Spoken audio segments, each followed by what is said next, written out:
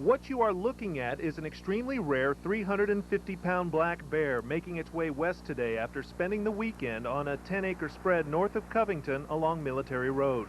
I was leaving the property, just getting ready to open the gate, and he jumped out of the bushes, ran to a tree, and took off down the west side of the property.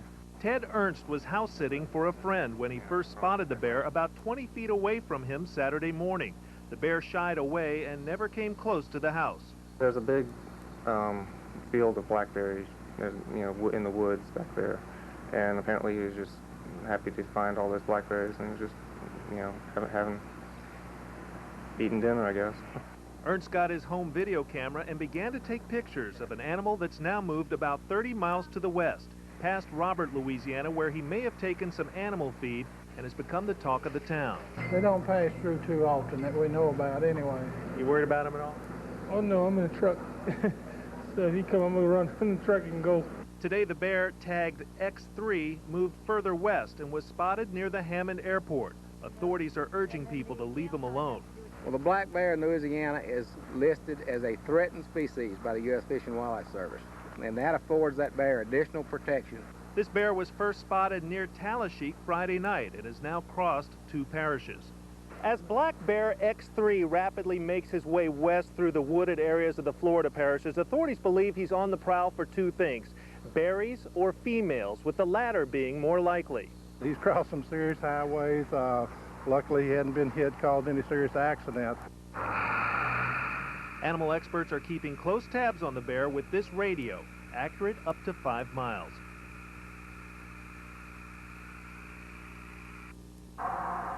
Black bears once roamed wide areas of land in Louisiana, Mississippi, and East Texas.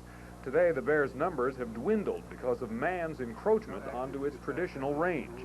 Audubon Zoo curator Rick Atkinson says the bear's problems stem primarily from loss of habitat. It's mostly lack of home range. I mean, bears have a normal range of about 35 square miles, and we just don't have that kind of woodland left in the state.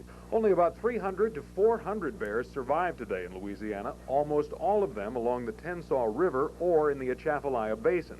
There are occasional sightings of bears along the Pearl River in St. Tammany Parish. For the wildlife experts tracking this bear today, it's the rarest of opportunities, for more reasons than the bear's unusual long-distance trip. By bear standards, this one's an extrovert. Unless forced into conflict, black bears usually shun any human contact, and they're extremely secretive.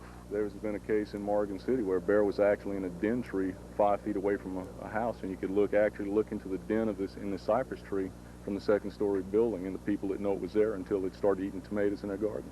Biologists say the bears are also very misunderstood, that fear of bears led to countless shootings over the years until the government stepped in.